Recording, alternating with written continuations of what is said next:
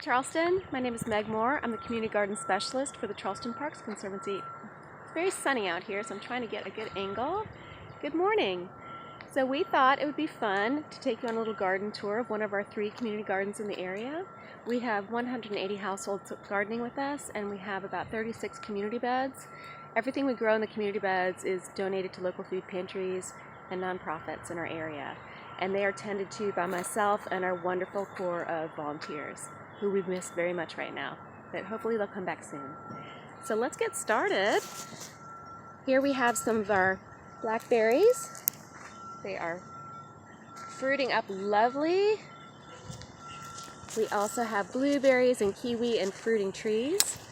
And we are kind of transitioning from spring to summer. So we still have some of our spring vegetables growing in the garden. So if you can see, here is one of our community beds.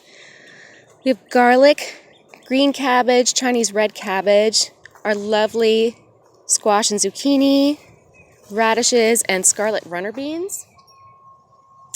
And moving over here, we have romaine lettuce, beets, potatoes, and more squash and zucchini, kale, and our potatoes, which will be tubering up soon. They're going to start to turn yellow. They're going to flower and start to turn yellow, and then we'll start routing around and see what they have for us. So we garden organically here in our community gardens, and one of my jobs is to help our gardeners to learn how to garden organically and to troubleshoot with any problems they have.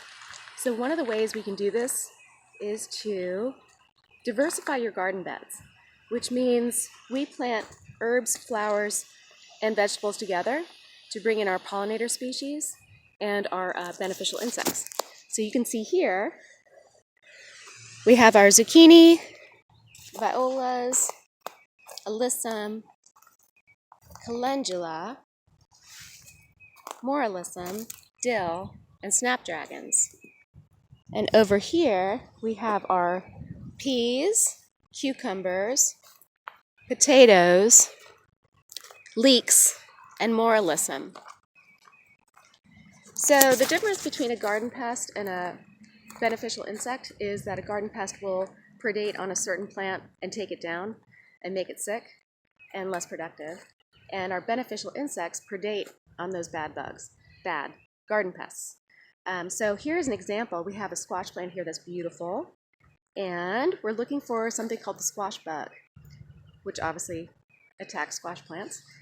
So one of the ways you can be preventative in your organic gardening is to just monitor your garden daily if you can. That would be fantastic, if not every other day, which just means look for any insect damage and see what you find. So here we go. Here's our beautiful plant. You can see it's flowering and fruiting. How beautiful. You want to look along the stems of your squash plant and look for anything like this. This is a squash vine borer. That is an egg. I'm just going to gently pop it off with my finger. The squash vine borer is actually a moth that lays eggs on the stem of your plant, and then it will go into the stems of the plant and kind of eat your plant from the inside out. There are ways to take care of this, but really you just want to monitor to make sure that this hopefully doesn't happen. Another squash predator, this is the eggs of a squash bug. You'll find these on the underside of the plants and on the top side of the plants, obviously. And you can take a piece of tape and gently tap it and take the eggs off, or I can gently use my finger and just kind of scrape them off. And this is something you can do, again, every day, every other day. Another thing you can look for are signs of bug damage. You can see the holes in this Chinese cabbage. Here is a flea beetle. Sorry, buddy, gotta go. And sometimes it's slugs. Here's another beetle. And sometimes it could be worms. So if we look over here, oh my goodness, this is our Komatsuna spinach, which is actually a mustard. You can see here some worms here, and I think it's a cabbage looper. So you just gently squish the plant.